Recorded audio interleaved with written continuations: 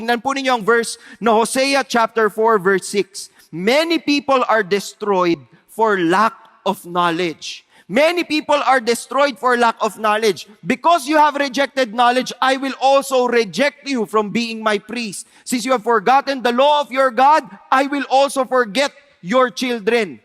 Nagagalit ang Panginoon at sa pamamagitan ng propetang si Hosea, sinasabihan niya yung bansang Israel, dahil kayo'y nakalimot, lagot kayo sa akin. Dahil hindi nyo inalam kung ano yung tama, lagot kayo. Kayo po ba naniniwala kayo mahalaga ang knowledge? Sino dito gustong-gusto ang knowledge? Kita nyo, napakahalaga ng knowledge. Kasi hindi nyo nga alam kung magtataas kayo o hindi.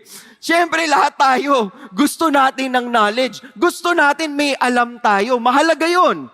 Pakitapik nga po yung katabi nyo, baka tulog na agad. Oo. Sa sentido nyo gisingin. Hindi, joke lang. Knowledge, mahalaga po that we know para hindi tayo naliligaw.